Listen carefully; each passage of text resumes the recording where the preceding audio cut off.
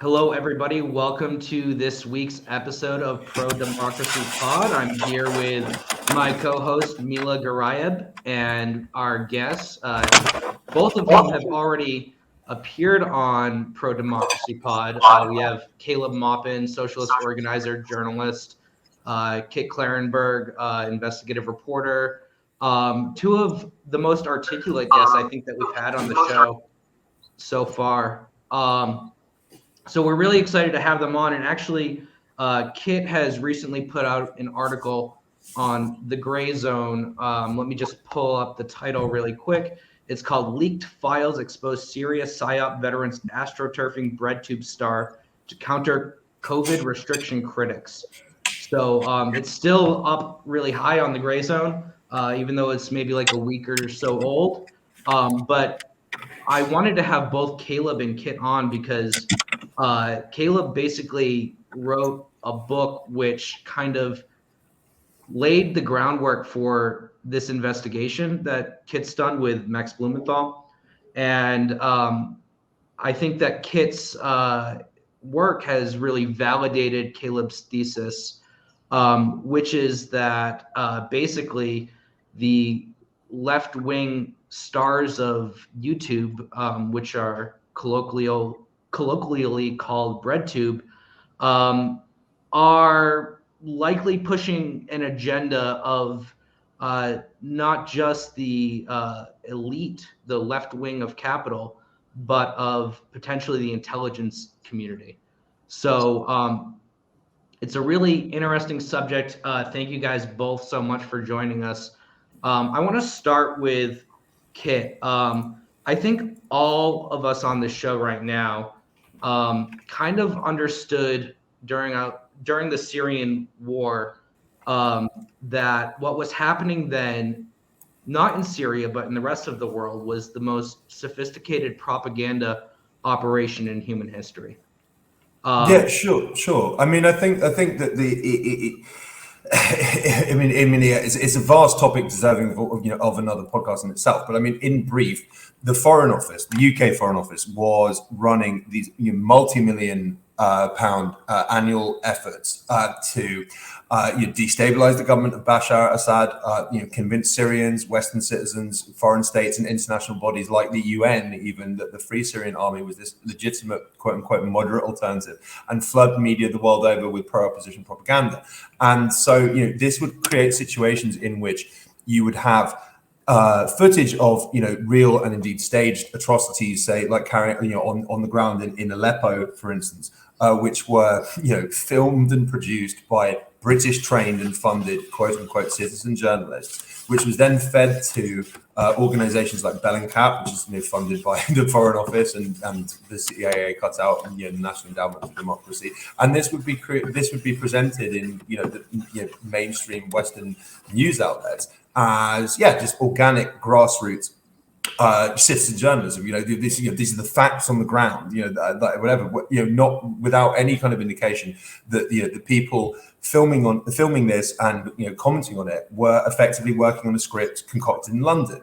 And so, there's always, just as when soldiers return from war and they join, private security and intelligence companies and apply their skills in the private sector, there was always this risk that once the Syrian crisis kind of fizzled out and it's a victory for for the Syrian government, that these people would come home and then turn their crosshairs on a domestic audience. And that's exactly what's happened here. And so, I mean, we'll get into this in more detail later, I'm sure. But I mean, in brief, this was a communications campaign for a British / American, I guess, English-speaking audience that was concocted and managed and orchestrated by an individual who was heavily involved in these Syrian information warfare efforts.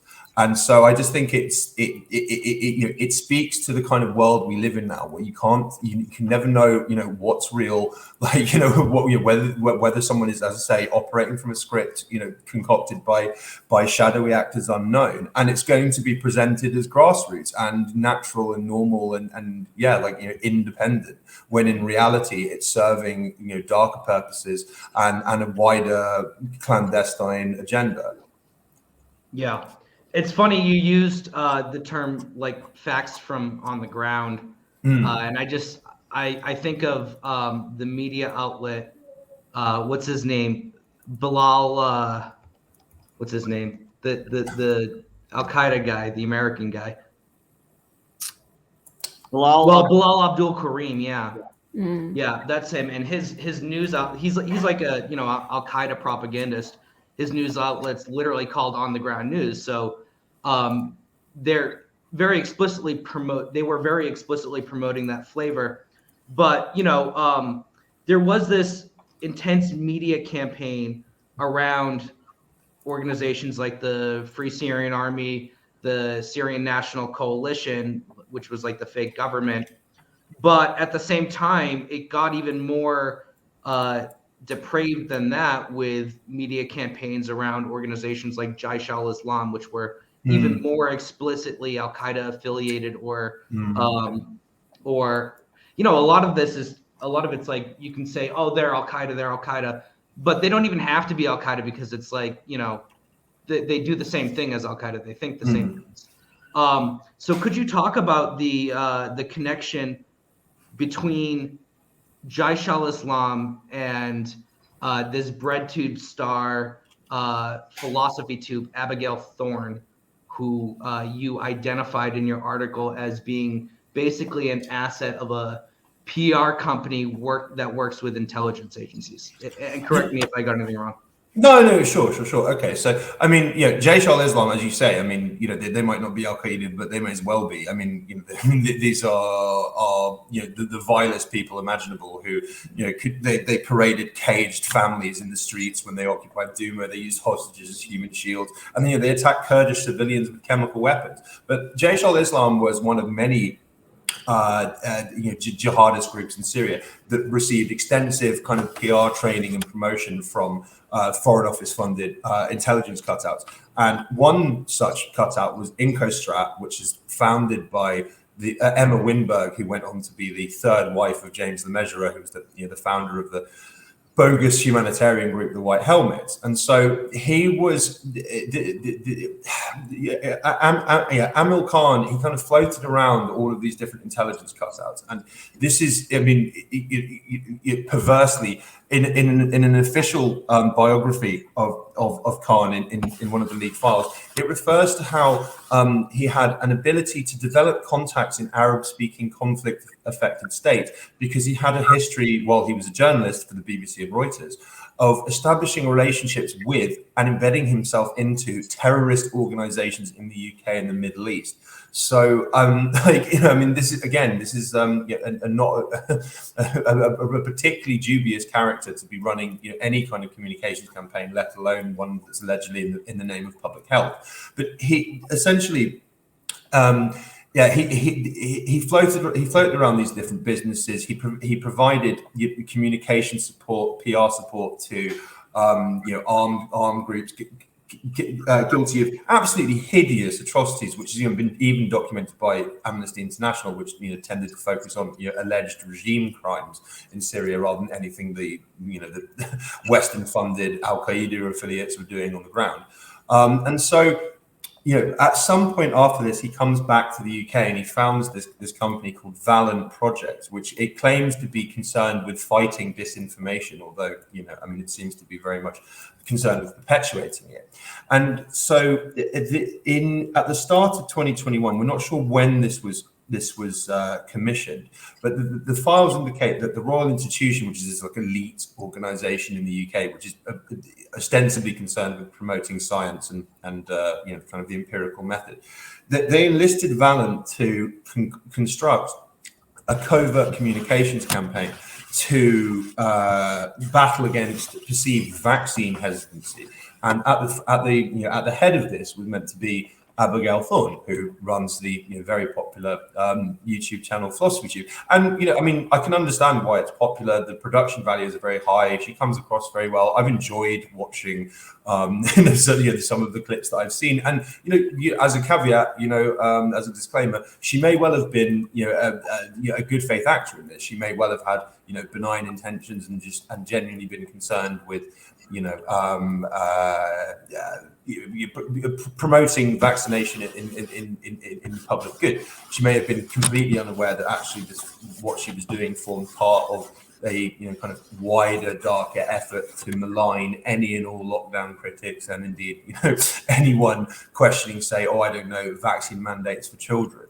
But yeah, so I would urge your readers to go over the documents themselves. We link to them in the article, but it talks about developing and implementing a data-led behavior change campaign to achieve a cognitive shift in viewers. And this is all about, kind of framing any and all opposition to vaccines or vaccine mandates or anyone who's kind of ever so slightly concerned about, this being forced on, the vulnerable people, as anti-science, as anti-vax, as potentially extremist. I mean, it's really terribly insidious. And there's, there are various videos that Abigail has produced, which kind of would seem to fit this mold that's outlined in the documents. There's no disclaimer stating that it was funded by the UK government or the Royal Institution. There's no kind of, paid promotion logo emblazoned on the video, as in common with, any other promoted video on the platform. So, I mean, viewers have no idea what, if any, of her output has been influenced by her involvement in this, and also even if the campaign has come to an end, whether she truly has stopped being an advocate for the British state. Yeah, well, I mean, it's funny. I think Michael Tracy pointed this out, that now you can be fully vaccinated and still be called anti-vax, and so it's kind of it seems like they're really ramping up the PR campaigns. They have to try really hard in order to really alienate this class of people. In Canada, our Prime Minister just made a statement that anti-vaxxers are racist or something like that. They're racist and fascist. But this is okay. So this is another thing that, I mean, this is something that I find extremely disturbing, and and I think that as I say, from day one, from the very start of the pandemic, there has been a covert effort from these very same kind of psyops contractors who were involved in Syria and other kind of theaters of Western information warfare to frame, as I say, any and all criticism of lockdowns as fascist, as racist, as extremist, as potentially leading to violence. And as you rightly point out, definitions of what constitutes anti-vaxxer have changed over time. So now Merriam-Webster, I believe it was in October last year, they updated the definition from someone who opposes vaccination to someone who opposes vaccine mandates. I mean, how long is it going to be until an anti-vaxxer is someone who opposes vaccine passports or digital IDs, or someone who opposes restrictions crippling small businesses, or stay-at-home orders, or children are having to wear masks in the classroom. These things can change very, very rapidly and without anyone really noticing. And I think as well that it's more widely, I mean, this is probably quite hard to quantify, but it would be entirely unsurprising to me if quite a lot of dissident voices and kind of left-wing anti-establishment journalists and activists have remained silent on, have been uncritical and unquestioning of lockdown measures in public, because they don't want to be associated with, QAnon types, which isn't understandable. I mean, I wouldn't want to either. But it's I wonder whether this has had a wider chilling effect on critical thought around the pandemic. Is this really necessary? Is this in service of a greater, darker project of which we are not being apprised, and of which we're not necessarily aware? And I find it myself where it's I got 2 Moderna jabs. I encourage others to do the same.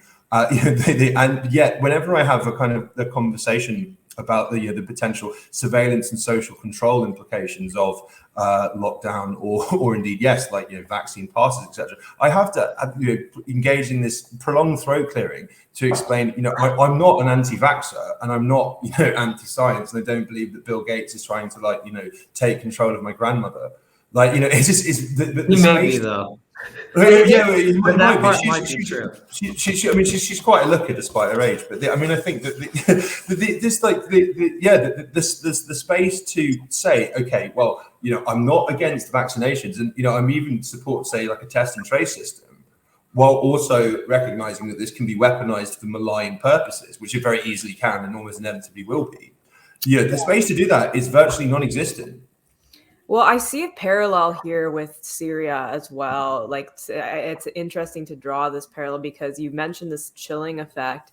And I personally felt very chilled, so to speak, both on my opinions on lockdowns and with the Syria thing. Obviously, the Syria thing for me, like, I'd been involved in Middle East politics for a long time, and I have like Middle East Christian family. And so, me daring to express concern about Jaish al-Islam would be seen to be not just Islamophobic, which is also absurd, but pro-genocide and stuff like that. And so like they take the playbook of today's whatever YouTube left, whatever you want to call it, Breadtube, or like this kind of crowd, is they take a completely reasonable concern and they make you feel like you are like fascist or bigoted or something like that for even having that concern, whether that concern is about religious fundamentalists taking over Syria, or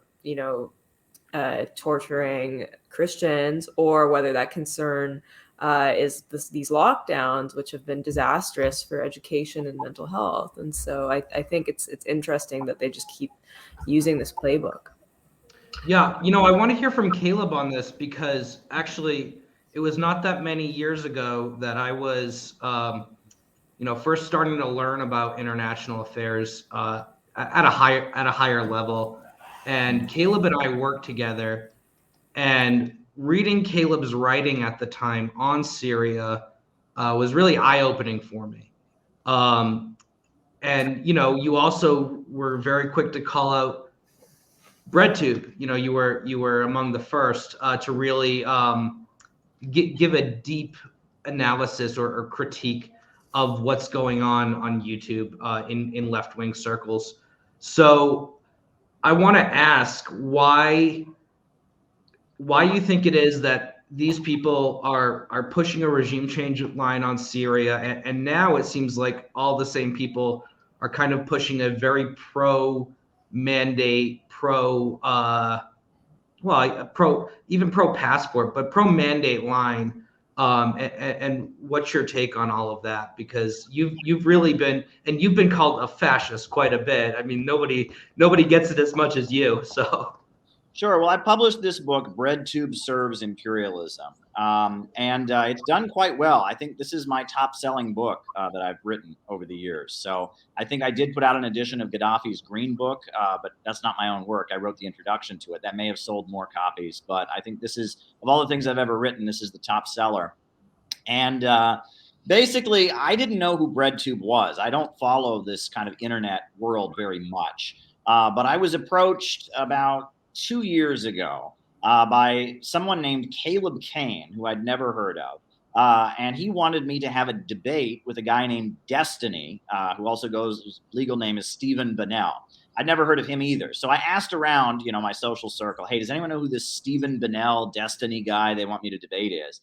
And people immediately said, whoa, you want to debate Destiny? And they showed me this guy had this huge YouTube channel, this huge following. He's a Twitch streamer. He plays video games and all of this. And I thought, okay, well, if this guy's a big deal, I watched a few of his debates, and we had a debate, and it went for about 2.5 hours. And a lot of people were like, wow, you did pretty well. I kind of wiped the floor with him. He didn't see it coming because I brought actual statistical data. We debated about socialism. He argued from the premise that socialism has never worked anyway. anywhere, I brought actual statistics about Cuba, about the Soviet Union, about China, about Venezuela, etc. And he had a very difficult time with that. So it was quite an interesting debate. And then immediately after that, I got sucked into this whole internet subculture that people refer to as Breadtube. And so I thought it was quite interesting, but I listened to a lot of these voices. And what I noticed was that while they were speaking as if they were full-on communists, full-on anarchists, full-on Marxists, their message was pretty standard establishment politics. This obsession with labeling anyone on the left who is at all critical of the status quo to be somehow a secret right-winger, a secret Nazi, a secret red-brown Nazbol crypto-fascist or whatever. That was very odd, I found. Support for U.S. interventions around the world, attacks on the various governments around the world, and then this belief that socialism is just a you and your friends start a worker cooperative business together. And quote, socialism has nothing to do with the government. That's a really common Breadtube thing. I thought this is a very, very odd world. And then I noticed that not only do these folks get algorithmic boosting, I mean, their videos blow up, but on top of that, they're promoted in mainstream U.S. media, the New Yorker, the New York Times, NPR, various outlets promote Breadtube voices. I mean, does that happen? To mainstream media outlets just randomly highlight social media channels by teenagers? I mean, that's not particularly normal. And then to top it all off, I found out that behind the scenes, they're being advised by a very shady individual named Steve Hassan. Steve Hassan is the leading cult expert in the United States, and he's got quite a shady history. He was involved with something called the Cult Awareness Network during the 1970s, where if your legal adult child became a Scientologist or became a Moonie or a Hare Krishna or whatever, you could pay Steve Hassan and his associates thousands of dollars to go kidnap your legally adult child against their will. And he would hold them in a basement and in some cases, tie them up and quote unquote deprogram them and unbrainwash them. That's a little bit disturbing. And his associate, Ted Patrick, went to prison for 2 years for doing this. His other associate, Rick Ross, also faced extreme legal challenges, and his group, the Cult Awareness Network, was bankrupted by lawsuits because they had this practice of going around kidnapping people, which is pretty illegal. And then right after the January 6th Capitol riot, we saw Steve Hassan himself on CNN, on national television, saying that the whole country needs to be deprogrammed from Donald Trump. And then we saw AOC, our esteemed freshman congresswoman, tweeting out that she agreed with that. And there needs to be a national deprogramming effort against the alt-right. And all of that was a matter of connect the dots, right? And at that point, I said that Breadtube serves imperialism, that there's probably a section of the intelligence agencies and a section of the U.S., status quo in terms of wealth and power that is supporting their efforts. They consider Donald Trump and the alt-right to be kind of a threat to the status quo. So they want to bring forward some kind of deprogramming operation to move people away from the alt-right. Well, that's all well and good, except that at the same time that they're debunking a lot of the allegations of the alt-right, they're also trying to equate the alt-right with legit socialists and anti-imperialists and waging campaigns against Max Blumenthal, against Gray Zone, against RT, against Jimmy Dore, against anybody who legit believes in socialism and is actually opposed to their regime change wars and interventions. So that all led me to write a book. And what's funny is that this book was it was a trolling operation in a lot of ways. I knew that they would immediately lose their minds and all do videos about it, which they did. And that's why it sold so well, is I got them to do promotion of it. And that was actually my hope. It was like bait, and it worked. The funny thing is, only the first chapter of this book is actually about the people. The rest of the book is about their ideas. I have a chapter on the difference between capitalism and socialism. I have a chapter on what fascism really means. I have a chapter on their obsession with degrowth.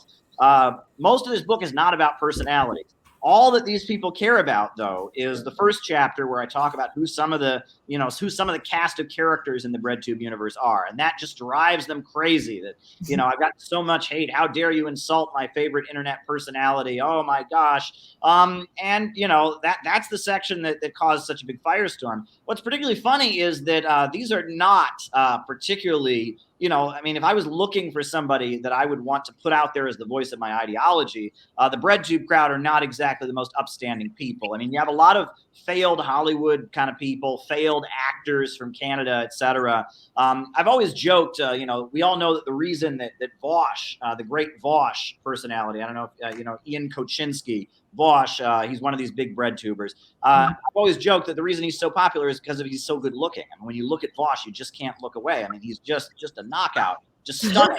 But the reality is that his father is a very prominent Hollywood personality, and you watch his father worked on The Matrix. He grew up in Beverly Hills. He's from a well-placed background, but the more you look into his background and how he kind of lurked in the streams of other Breadtubers and has this odd recurring theme of talking about legalizing pedophilia and very, very odd details there. The more you look into these Breadtube personalities, they're quite shady characters, I must say, the more you dig into them. The message they're putting out is not Marxism. It's not socialism. I mean, the name Breadtube comes from the book The Conquest of Bread by Peter Kropotkin.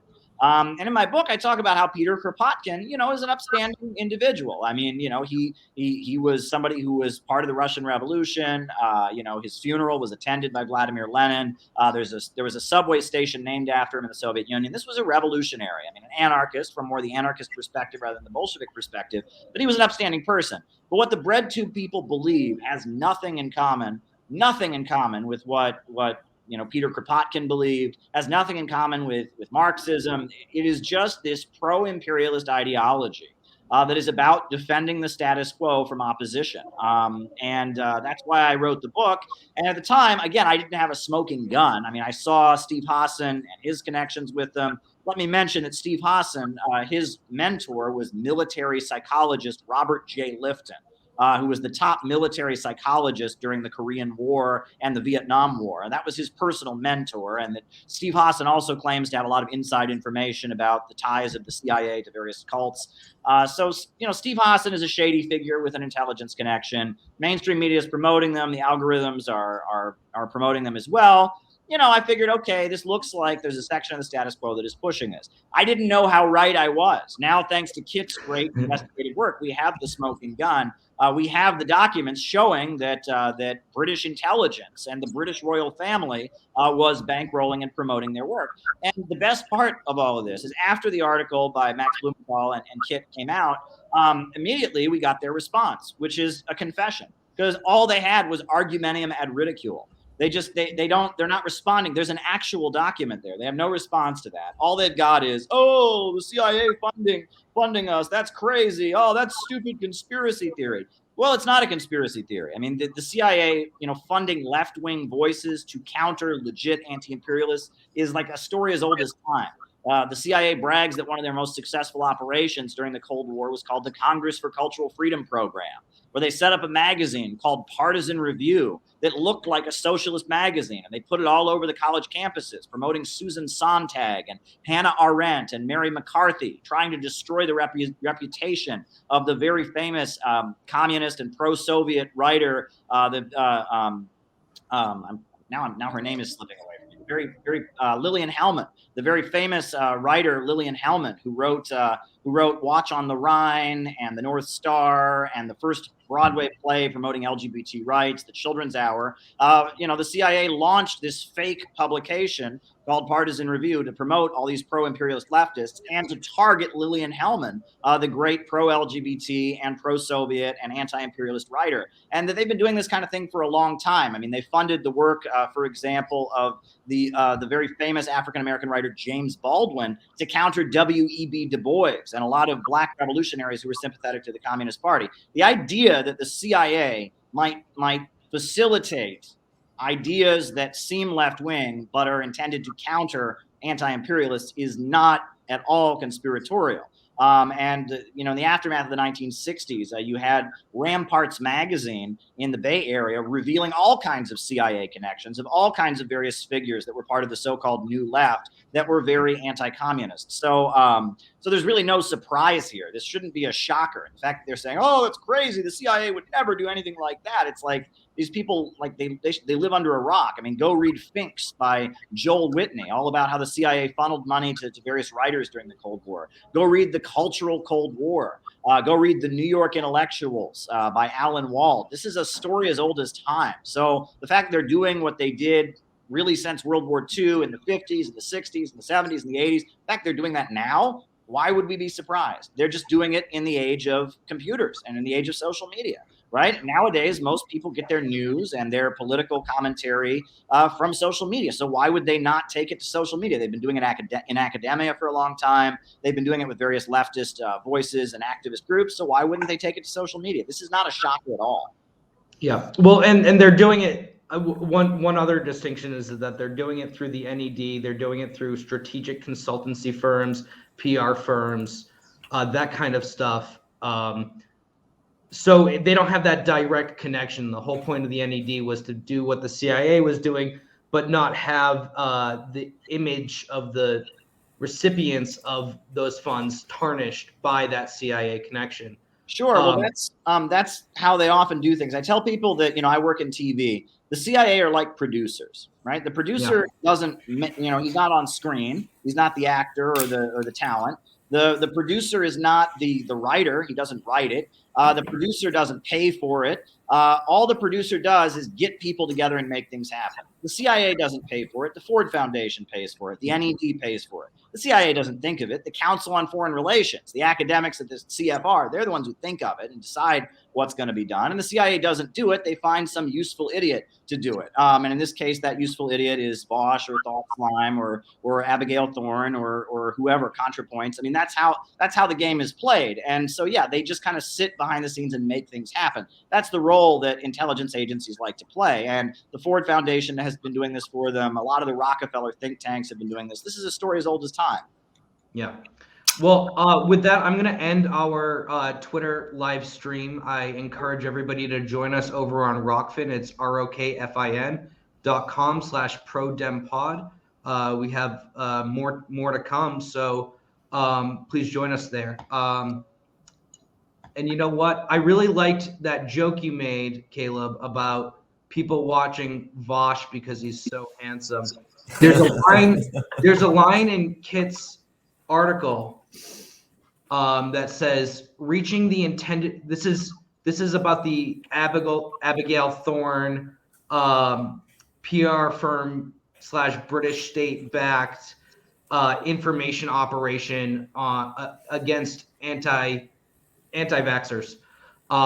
So it said Kit wrote, or Max wrote, reaching the intended viewers was forecast to be a significant task in itself. However, Valent noted most Philosophy Tube viewers are within the 18 to 35 age range, but, quote, existing research suggested the, quote, most prolific consumers of pseudoscientific material were over the age of 45. So this is the part that to me seems kind of, well, it's funny because they have all this money, all this data that they're harvesting through these kind of information campaigns, and they're still like basing all of it on really dumb ideas. So you're telling me that you want to reach people, Britons, over the age of 45. So you choose a channel whose most of their viewers are millennials, and the host is a liberal transgender woman. I mean, it just doesn't make any sense. And it seems to me that like it's just like the class. It's like how the military works. They pour all this money into like defense contractors that have a track record of failing in everything they do. I think that there's an argument to be made that, like, there's a huge grift involved in this. So it's like, all of these people have established. Okay, so this is just really quickly, right? So essentially, these Syrian warfare efforts, right? An internal UK government review, which was not meant to be published, but it was leaked to Middle East Eye. Its appraisal of these efforts in Syria was that they were poorly planned, probably illegal, and cost lives. Like they led to people dying.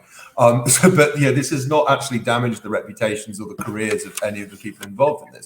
And they can now, again, in a domestic setting, say, oh, right, well, we did all this, superb work in Syria. We know what to do. We can help you with countering extremism. We can help you with, like extolling democracy and progressive values to people. Give us your money. But I just think that more generally, that this is such an incestuous sphere. So if there's a kind of this rabid neocon think tank called the Institute for Strategic Dialogue, which is routinely kind of publishes quote unquote reports justifying the war on terror and indeed repressive actions towards Muslims and other kind of quote unquote potential terrorists at home. And so they, over the course of the pandemic, they switched their focus from wars in the Middle East and of plunder and imperialism to the pandemic, and they recently published reports suggesting that the radicalization of anti-lockdown protesters was the same as kind of individuals being radicalized by ISIS propaganda, and that these people posed a domestic terror threat. They call it a long COVID threat, totally unamusingly. But bear in mind that Emil Khan appeared on a panel discussion hosted by this organization back in April 2020, arguing the exact same thing. It's a very, very small kind of cluster, a kind of constellation of individuals and companies with a huge degree of overlap who are, all vying for business from the same kind of companies and government departments,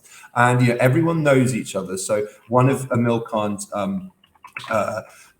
close associates in Valent is this guy called Hamish Faulconer, who he's the son of a former British government advisor who kind of helped the Iraq war happen, he was working for the Foreign Office, and he met Khan while he was working for the Department for International Development. It's a very, very small, shady world of all of these people reinforcing each other and patting each other on the back and giving each other contracts. More generally, it does seem rather cat-handed that you're going to try and reach a specific target audience through a platform which is not watched by that target audience. But more generally, I think what you've got to bear in mind, I think that Caleb touched on this very eloquently, is the fact that one of the things that really jumped out to me when I was looking into Breadtube was the fact that there's and again, I'm sure Caleb will be very overly familiar with this, but there's a very, very long New York Times profile of a kind of a young individual who supposedly, quote unquote, fell down the alt-right rabbit hole on YouTube and was de-radicalized through exposures by Abigail Thorne and other popular Breadtubers. And this is what you've got to bear in mind, is that they call it algorithmic hijacking. So all of the Breadtube operatives, for want of a better word, they create all of these videos which are in theory meant to push people away from alt-right or far-right views and thus violence. But actually what they do is they try and envelop left-wing audiences as well, and they try and push everyone, irrespective of their kind of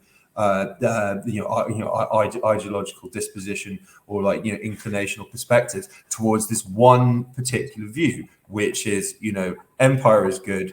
Yes, as Caleb said, socialism can be purely achieved by workers' cooperatives and nothing actually too radical. It's all about dampening revolutionary fervor and maligning genuinely radical dissident views, and it's all wrapped up in this very bombastic, very self-righteous, very kind of fiery and often kind of inspirational sounding rhetoric. But then what it actually boils down to is don't question very much, don't do anything too, don't engage in anything too incendiary, and just keep on carrying on, because ultimately the system can accommodate you and can work. And don't think too much about what your government's doing overseas. It's a very insidious thing which envelops both sides of the political spectrum. Their scope, but also what they're saying is so broad that it can have mass appeal, even if they're not saying anything of substance. Yeah. Can I add something? Because Kit just referenced Caleb Kane, this New York Times Yeah. piece that came out. And Caleb Kane is the person who introduced me to Breadtube. He reached out to me and wanted me to debate Destiny. And I investigated Caleb Kane, and he's also like a personal friend of Steve Hassan. Steve Hassan is like his personal mentor. They stream together, etc. But Caleb Kane's piece in the New York Times is like comedy, right? It's almost like self-parody, right? So it starts out with Caleb Kane. It describes how he bought a gun, right? He went to a store and, you know, he lives in West Virginia. He bought a gun, and it's like you're reading this piece, and it's all about how Caleb Kane dropped out of college, got a job in a warehouse, and he started listening to right-wing YouTube videos. And like the piece begins with him buying a gun. So you think he's going to turn into like a mass shooter or a serial killer or like join the Ku Klux Klan or something like that. And it's like he's working in this Amazon warehouse and he's listening to right-wing videos. And then he starts listening to left-wing videos. The end. And it's like, and you're reading this, like, wait, I'm waiting for the part where he got like, quote unquote, radicalized. I'm waiting, you know, and it's like, he does interviews. He did an interview where he's talking about how he almost went to Charlottesville.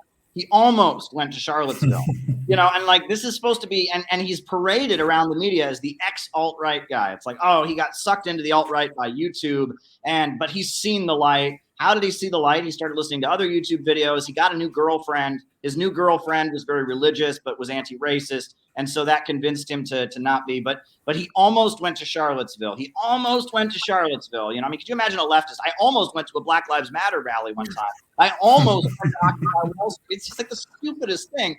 And so then he's on you know, on all these like mainstream, you know, shows, like, you know, just mainstream Young Turks kind of shows. And he's on there and he's like, we need to outlaw conspiracy theories. We need to make a law against conspiracy theories. And what happened to me doesn't happen to anybody else. What happened to you, dude? You listened to some videos, you changed your perspective, you listened to some different videos.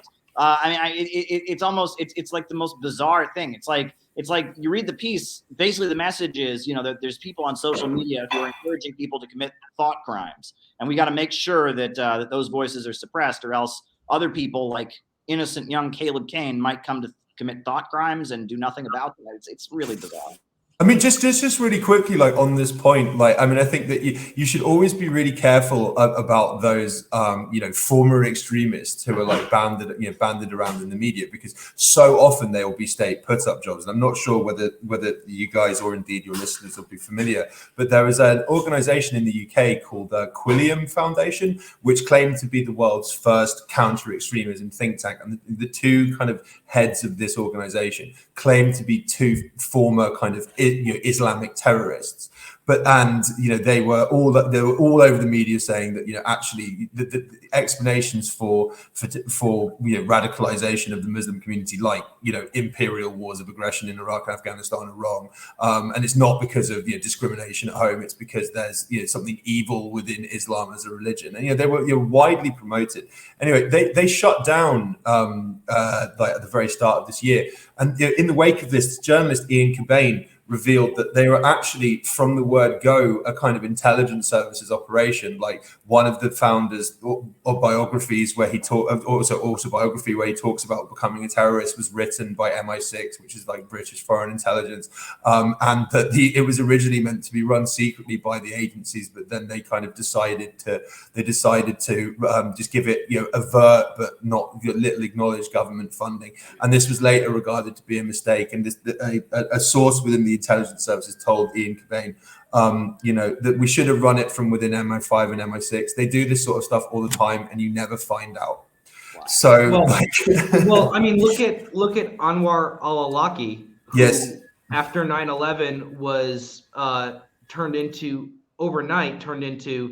the voice of moderate Islam in the United States. I was giving talks at the Pentagon following days following 9/11. Giving talks at the Pentagon, getting interviews from the Washington Post. They followed him around and in his car, and the New York Times. Everybody was raising him up as, and he was on Capitol Hill too. He did some kind of prayer thing there.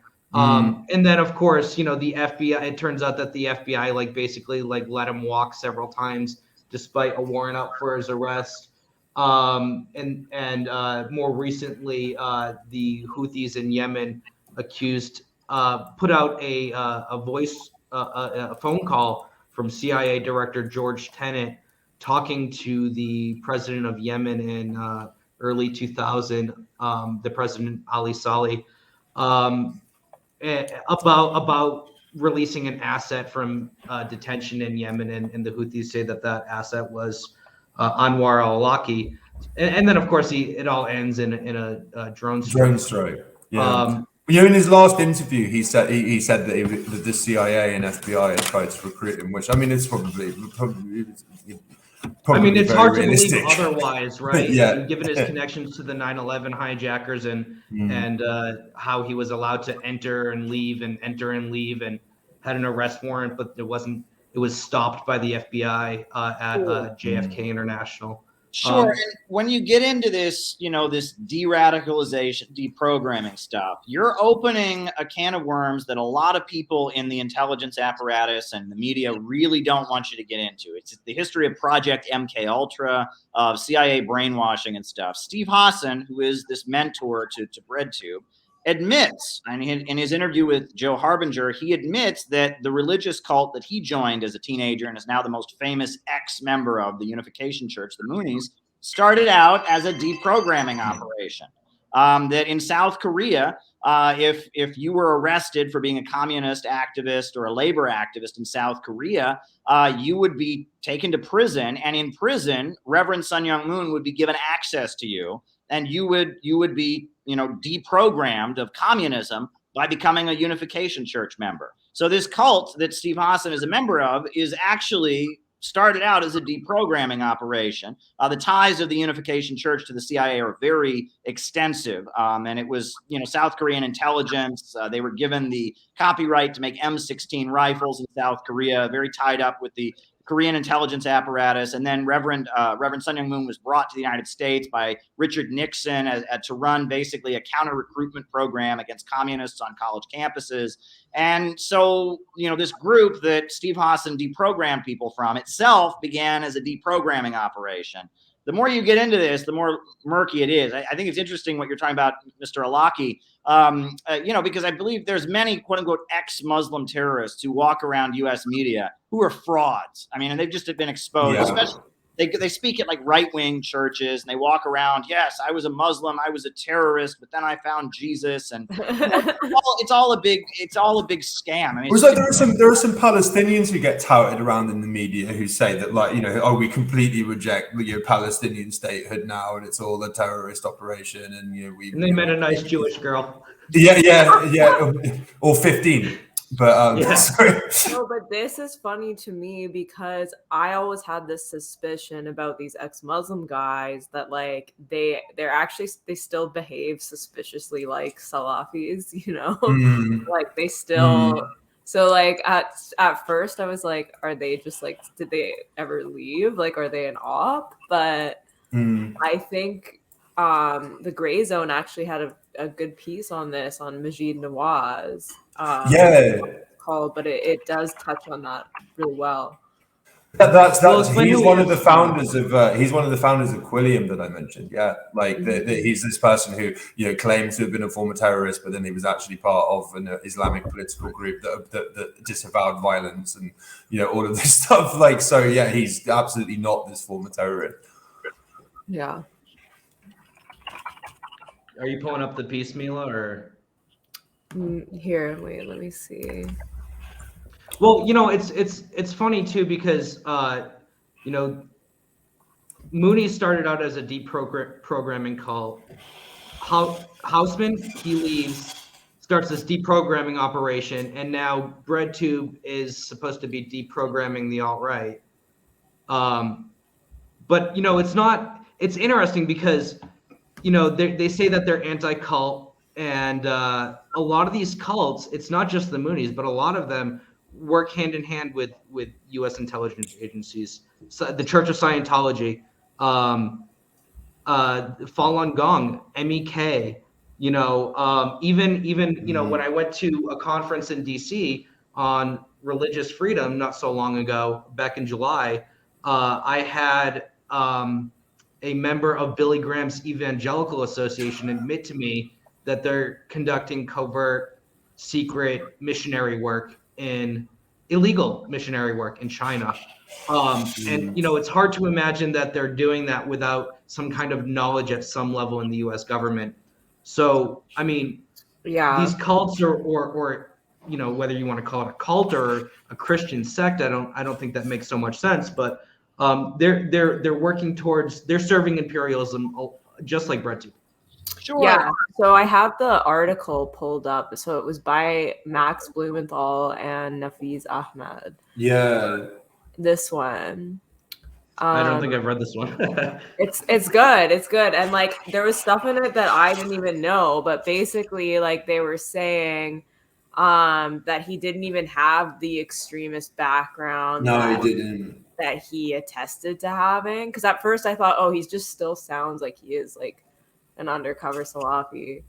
But apparently like there's like all these stories and that have been like disputed from like his brother and stuff like that. Like this one, the suicide bomb threat fantasy.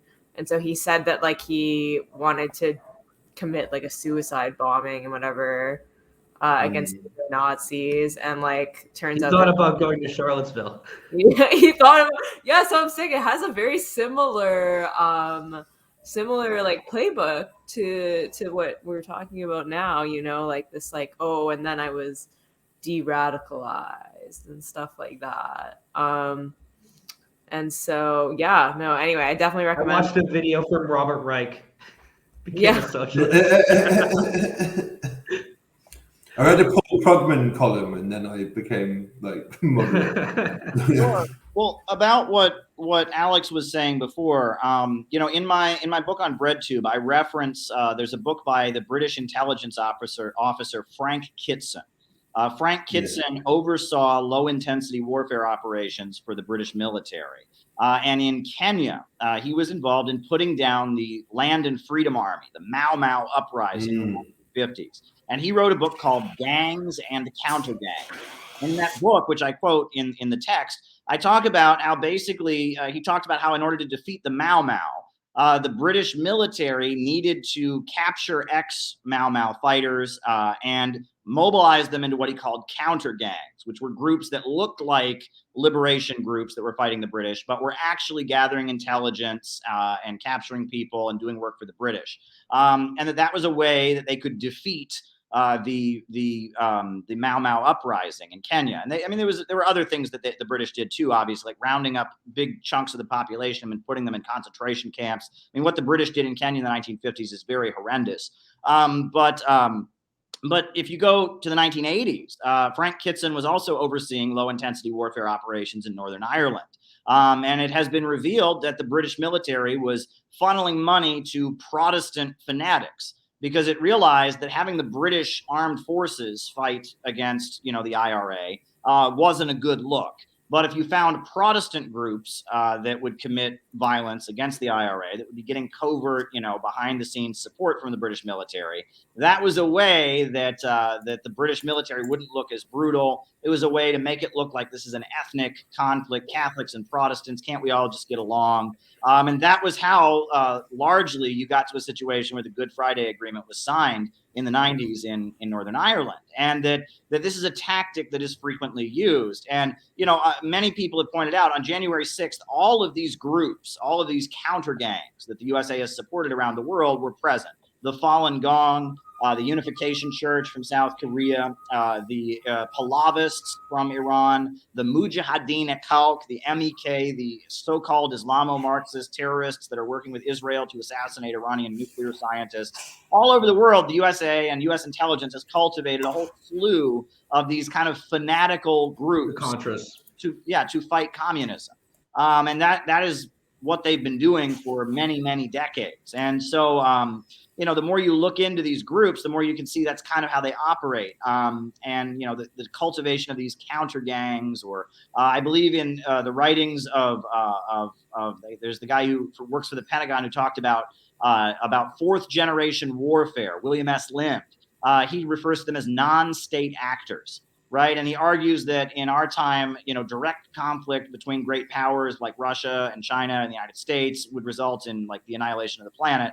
So the way great powers fight each other is with non-state actors, and that non-state actors battle state actors. But non-state actors have their own ends and their own desires, which sometimes go against the interests of the country that may be covertly backing them. And I think that's what we saw on January 6th, when Donald Trump really pandered to the Miami Cubans, really pandered to the Iranians and those folks, and that their interests were kind of in a way at odds with the overall interests of U.S. imperialism. So we saw events like January 6th. But non-state actors are their own kind of thing. They serve themselves at the end of the day. And during, in particular, the late Cold War, right, the 70s and 80s, if you looked at Africa, there were communist groups killing other communist groups in countries that were where it didn't make any sense. In Ethiopia, you had the Derg, the Soviet-backed military junta that took power, and then you had the United States arming this Maoist group to fight against the Derg in Eritrea. And then eventually you had the CIA backing a group of followers of Enver Hoxha in Albania to overthrow the Derg. And then as they came to power, kind of shed their supposedly Marxist ideology. And that this was how communism was defeated in the Cold War, was by making it so confusing so that it wasn't just capitalism versus communism. It was people didn't even know what it was about, right? I mean, you look at the Kampuchea War in 1978, you have Vietnam is attacked by communists in the Khmer Rouge in Cambodia. So Vietnam invades Cambodia with the backing of the Soviet Union. Then China, with the backing of the United States, invades Vietnam. And you have Chinese communists killing Vietnamese communists who are killing Cambodian communists who are backed by Russian communists. It didn't make any sense,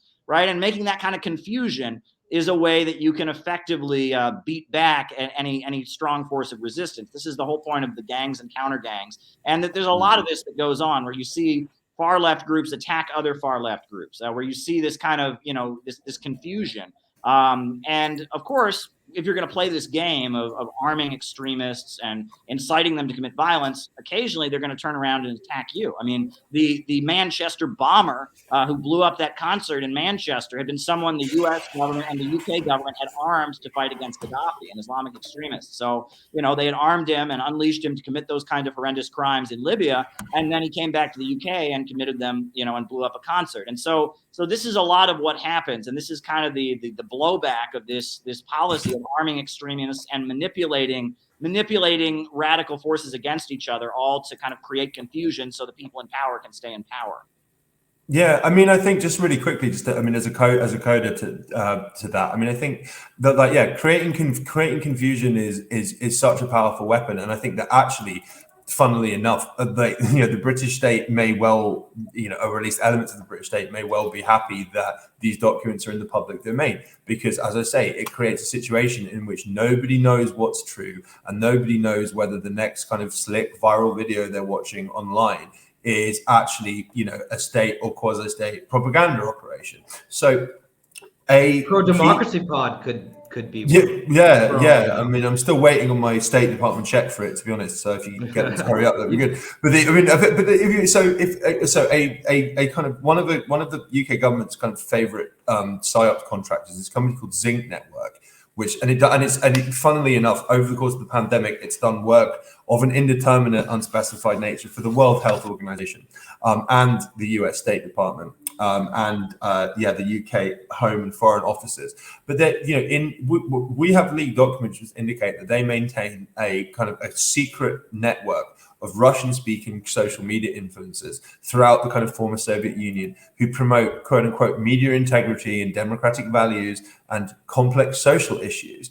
And these leaked files indicate that their relationship is so intensive with these individuals that it requires daily management. I mean, quite why you need to be in daily touch with these people, and surely the propaganda operations are extraordinary. And this is supported by an in-house team of Russian-speaking producers, researchers, and digital growth strategists in London, who write their scripts for them, create these videos, edit them, and then promote them.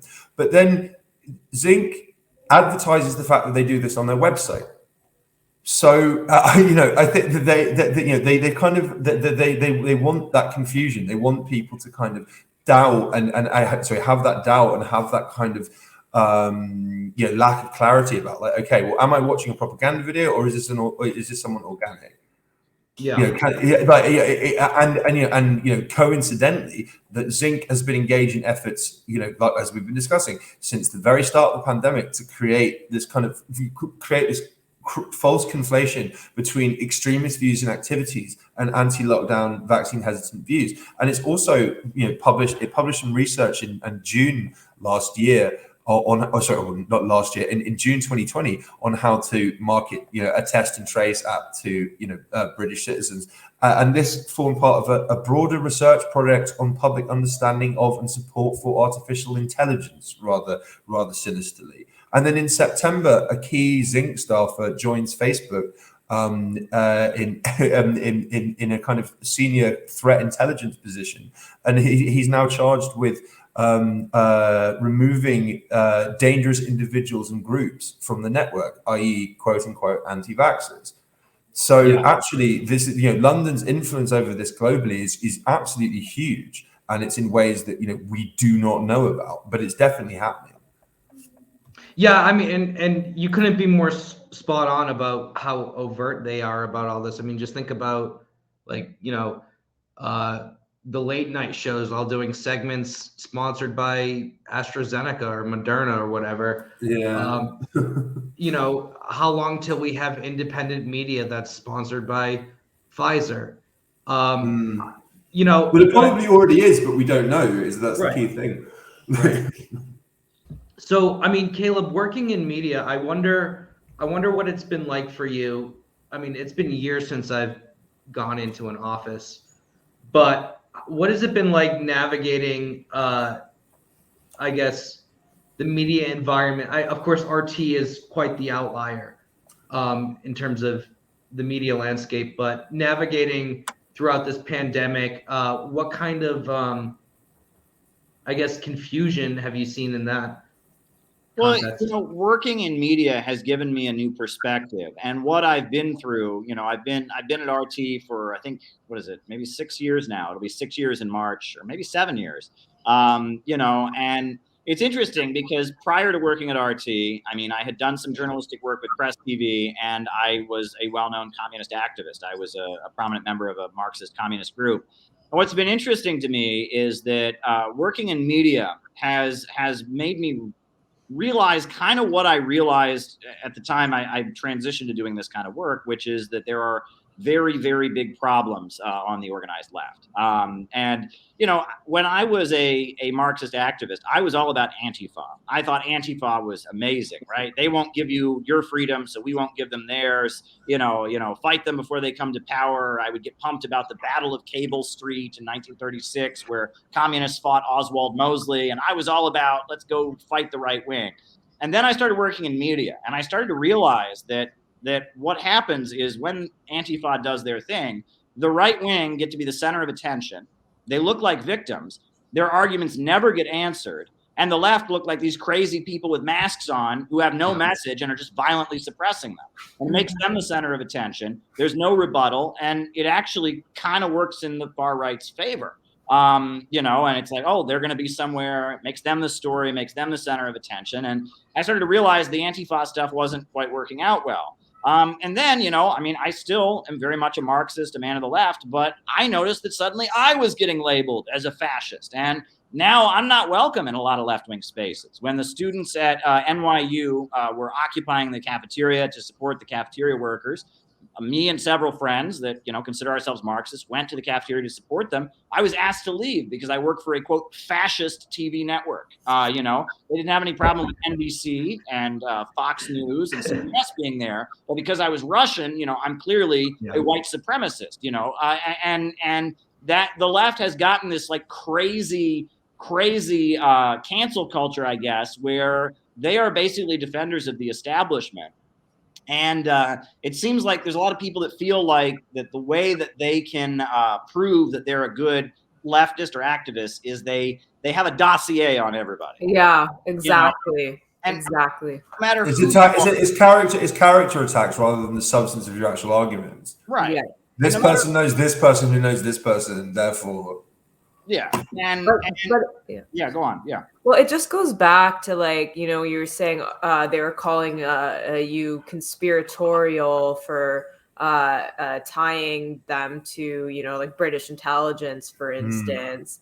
But for some reason, it's not conspiratorial for them to like say, oh, if you report for RT, then like you must be a fascist, or I recall, yeah, or like I recall Caleb meeting with like Alexander Dugin, and even merely talking to someone like that is fascist, but you know, getting funding and backing from these like intelligence agencies is somehow it's conspiratorial. Right, a guy who has absolutely like no political power. Caleb met with him once, and now Caleb is a fascist Kremlin plot, and that's bold. And yet they love to read, what's that guy, Chris Evans, the Antifa Bellingcat guy, whose organization gets money from the National Endowment for Democracy, which is, you know, an offshoot of the CIA, and he's like an Antifa champion.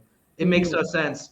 And you know, Caleb, before I shoot back to you, I also I remember one time getting kicked out of or cussed out at a march held by the Revolutionary Communist Party, the Avakianites, for working at RT. So I mean, and now Mila's going on RT, and Kit has also worked at. Wow, this is like the RT podcast. Well, I got like people did push back at me for going on RT, and I at one point just like lost it, and like was just not lost it, but I was like, you know, people were saying that it was all right to like go on RT, yeah, or whatever.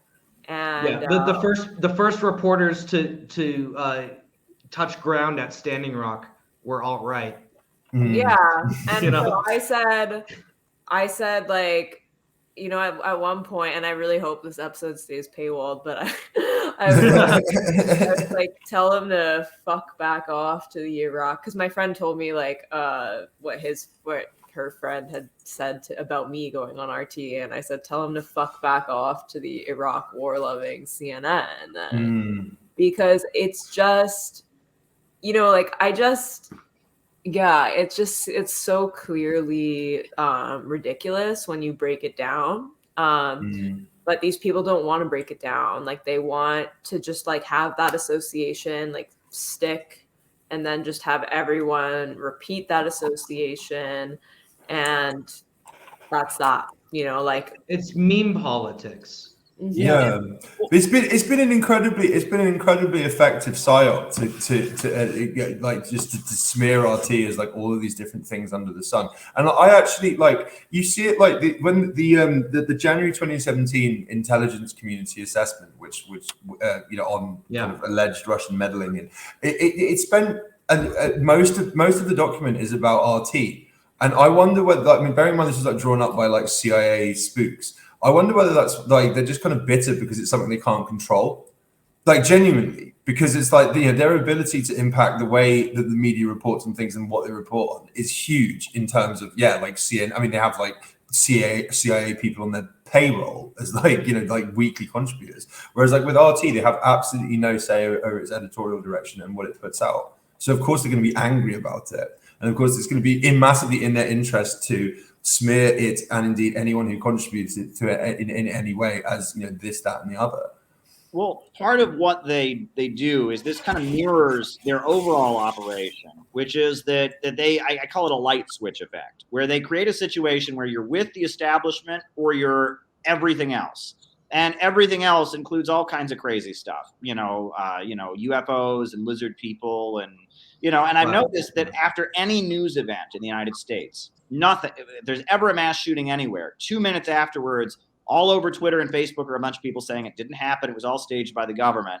A lot of it's very easily debunked, but they've created this situation where you either believe everything said by the mainstream or you're in crazy land. And that's the choice that we all have. And that's a way of keeping people in the mainstream because they don't want to be in crazy land, right? So by calling RT alt-right, you know, by trying to argue that Jimmy Dore is somehow tied to David Duke or something like that, how they play this game where it's like everyone who's not on board with the mainstream is all part of this diabolical world of, you know, of people that are thinking for themselves or have bad ideas. And honestly, part of what goes on might be the promotion of some of the more outrageous voices in the dissident world. I mean, I think that it may mirror, on the one hand, they're promoting people that go after anyone who dissents. They also may be helping the internet fill up with crazy stuff to kind of drown out any legit criticism.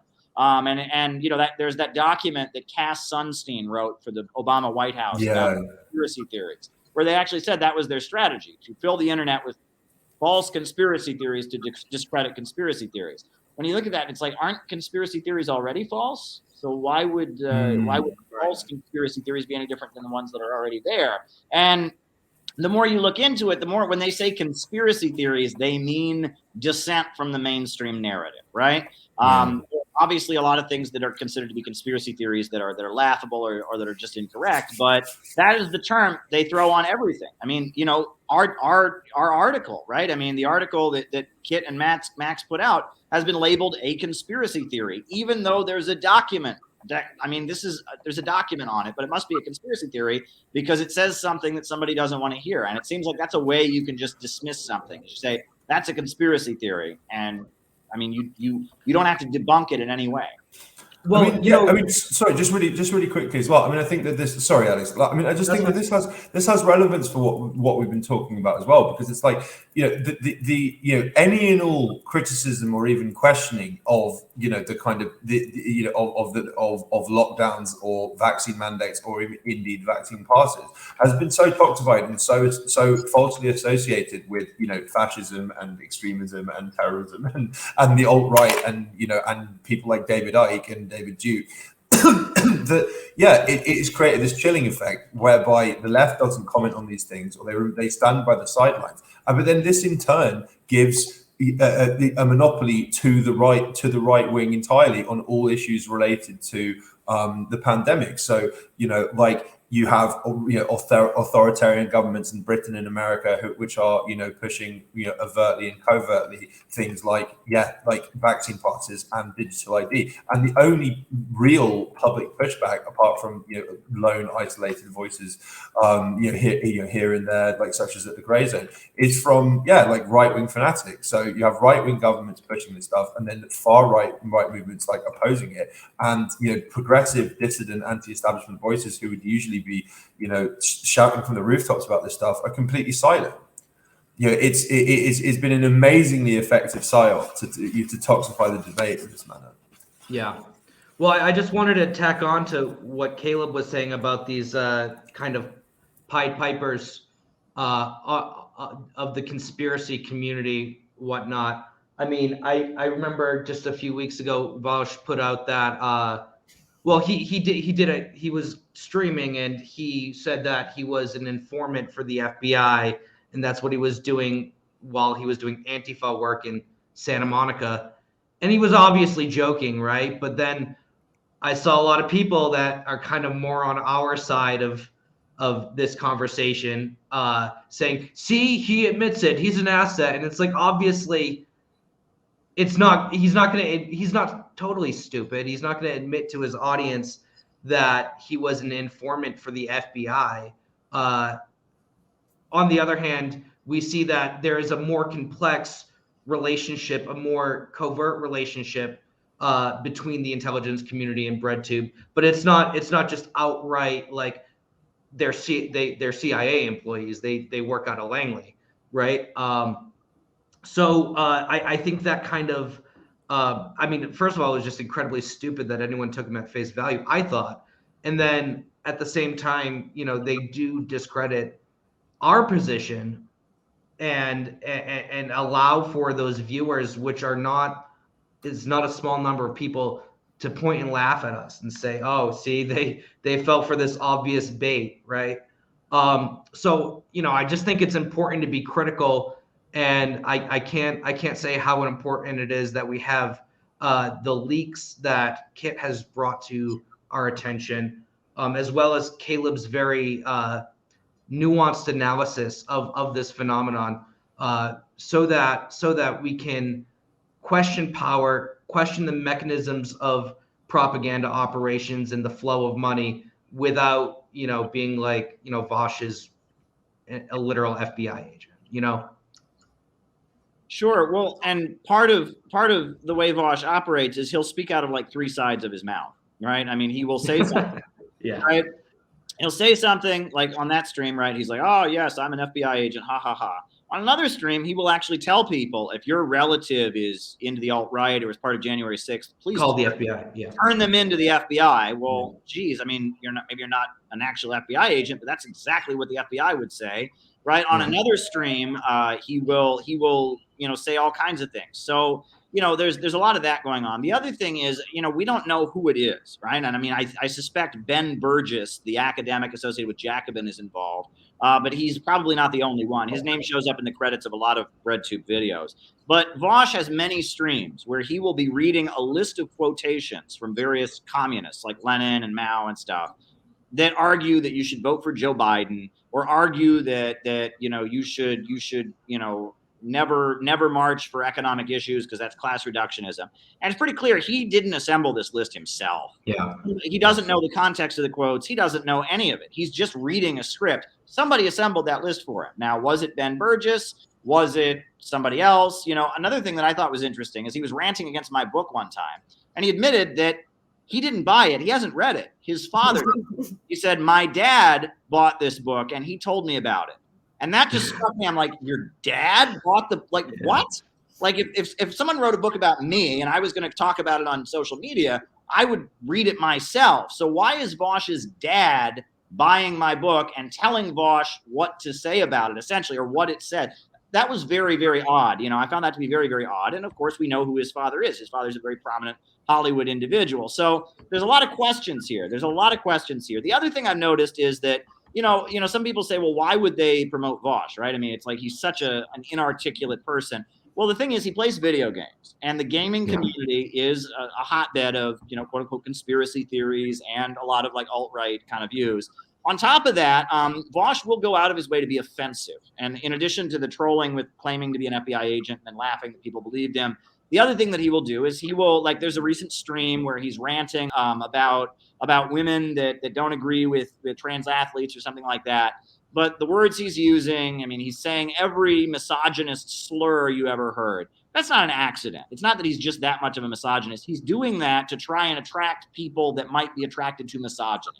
The idea is the kind of gamer who likes to hear women being called these nasty words and would normally go to the alt-right, well, then go listen to Vosh, because Vosh just said all these nasty words. And that he does things like that, where he will go out of his way to say very offensive things, things that are quite inappropriate, to get him the attention of people that might be going to the alt-right, so he can then direct them to the mainstream left.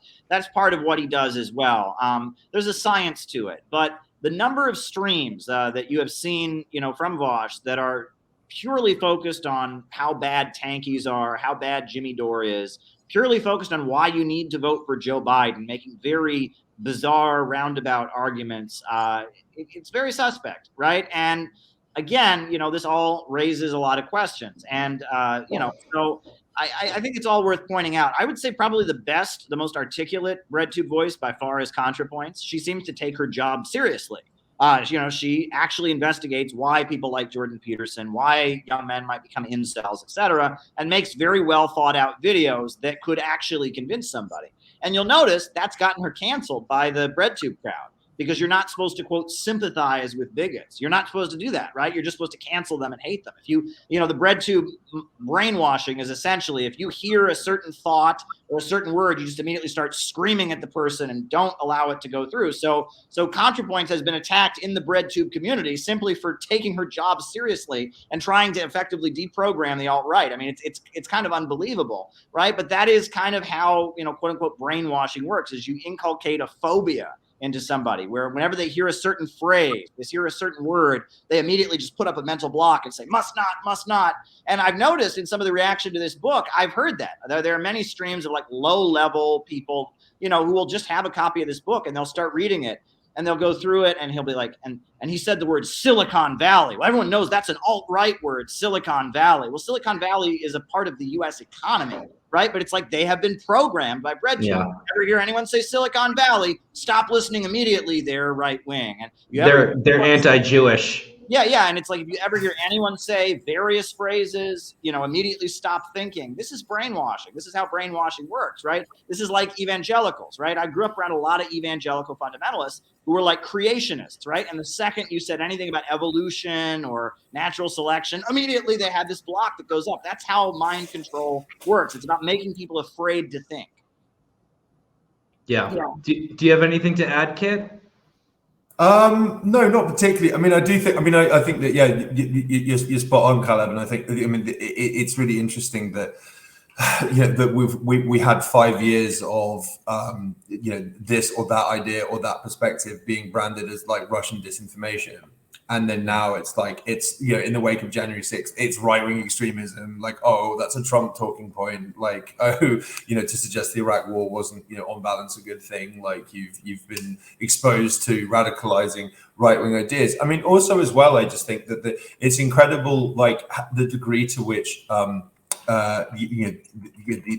Breadtube people, particularly Vouch, who, always comes out with these very what's the word these highly contentious points, often in using really bombastic, aggressive language. And so, I mean, this is just something that I found really striking, was all of the attacks on my article with Max were, I mean, a lot of it was, as we've discussed, character based, and a lot of it was just crazy stuff that was just so off the mark in terms of the article's content. So, a while back, Vouch said that he wanted Julian Assange to die in a CIA black site because it would trigger all the worst people on Twitter, like Glenn Greenwald, and like we included this as an example of him speaking in an extremely unhelpful way about genuinely radical progressive voices.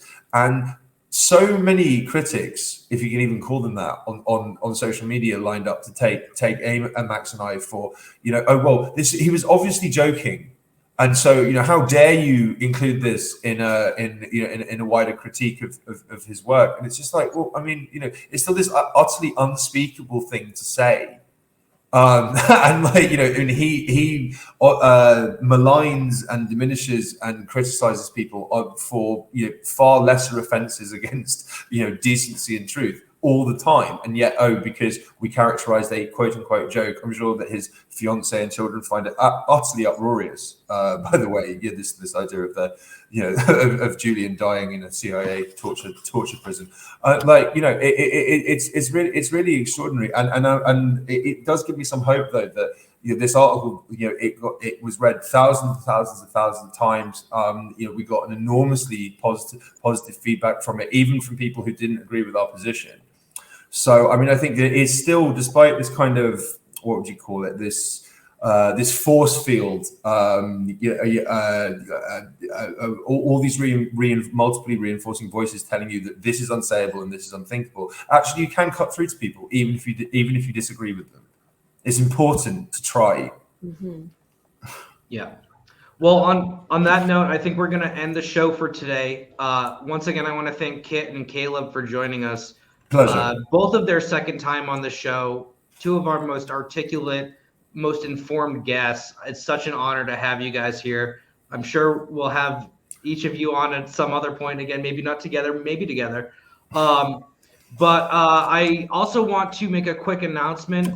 Actually, really quick, I want to thank everyone who subscribed and donated, because it does really support Mila and I and keeps us going with content like this. On Friday, we're going to have another episode.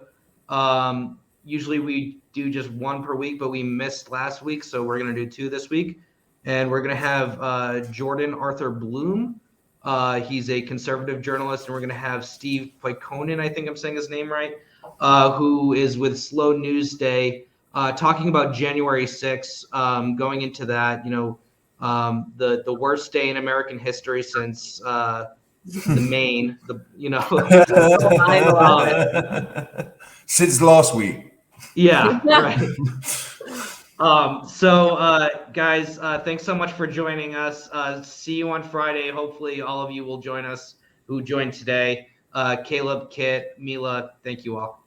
Yeah. Thanks for having us. Cheers. Take care. Yep. And Kid, I'm gonna buy you a microphone before you come on again. Are you kidding? I'm not.